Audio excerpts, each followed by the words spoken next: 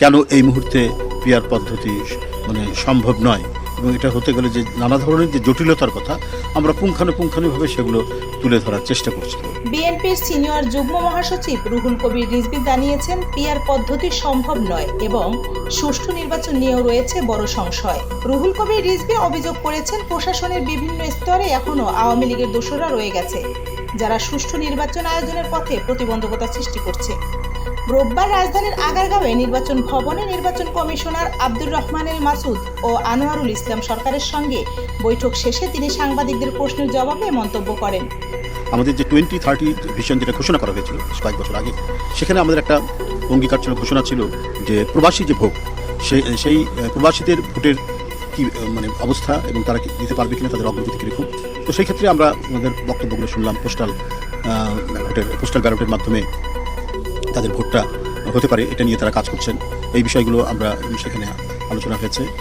আর ডিলিমিটেশনের সর্বশেষ পরিস্থিতি কী এগুলো ওনারা আমাদেরকে জানালেন আর কি। আমরা স্পেসিফিক কোনো আসন বা কোথায় কী হচ্ছে না আছে সেটা জানতে চাইনি। আমরা সামগ্রিকভাবেই তাদের এই প্রস্তুতি কতটুকু সেই বিষয়টা জানতে এসেছি। ওনারা ওনাদের পক্ষ থেকে যতটুকু সম্ভব সেটা আমাদেরকে বলেছেন, যেটার কিছু অংশ আমি আপনাদেরকে জানলাম। এছাড়াও যিনি ডিলিমিটেশনের দায়িত্বে রয়েছেন আনোয়ার সাহেব, তিনি এই কথাগুলো যে বিষয়গুলি আমাদেরকে মূলত জানিয়েছে, আমরা জানতে চেয়েছি ওনার কাছ থেকে। সেটা হলো যে নির্বাচন যে হবে, সে হওয়ার ক্ষেত্রে এই যে অবাধ সুষ্ঠু নির্বাচনের বিষয় তো আমাদের এখনও সংশয় রয়েছে যে আসলে এটা কতটুকু হওয়া সম্ভব বা কতটুকু করা যায়, এই নির্বাচন কমিশনের সেই সক্ষমতা রয়েছে কিনা।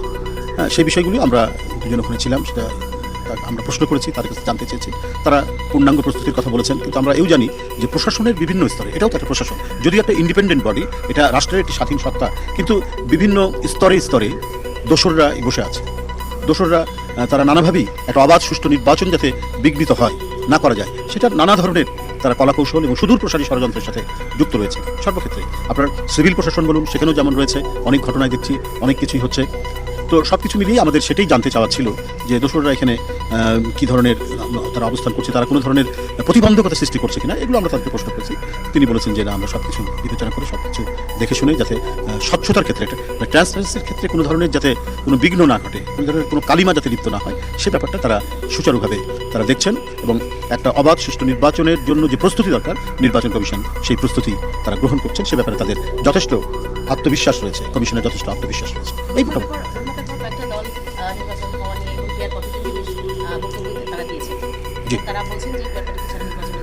এটা দেখুন, রাজনৈতিক দলরা তো অনেকেই অনেক কথা বলছেন, অনেক বিষয় নিয়ে তাদের মতামত থাকতে পারে, তারা উত্থাপন করবেন, দাবি উত্থাপন করবেন।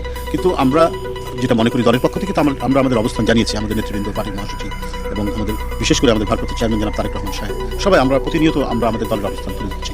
কেন এই মুহূর্তে পিআর পদ্ধতি সম্ভব নয় এবং এটা হতে গেলে যে নানা ধরনের যে জটিলতার কথা আমরা পুঙ্খানুপুঙ্খানুভাবে সেগুলো তুলে ধরার চেষ্টা করছি। নির্বাচন কমিশন তিনি সমগ্র নির্বাচনের পৌরোহিত্য করবেন, তিনি সেটা ভালো মতো উপলব্ধি করবেন। উপলব্ধি করে একটা অবাধ সুষ্ঠু নির্বাচন এই মুহূর্তে করার জন্য যে কাজগুলি করা দরকার, সেই পদক্ষেপগুলো তারা সেটা গ্রহণ করছে। তিনি বলেন, অবাধ সুষ্ঠু নির্বাচন নিয়ে বিএনপি এখনো সংশয় আছে। কমিশনকে প্রশ্ন করা হয়েছে প্রশাসনের এসব প্রভাব মোকাবেলায় তাদের পদ্ধতি কি।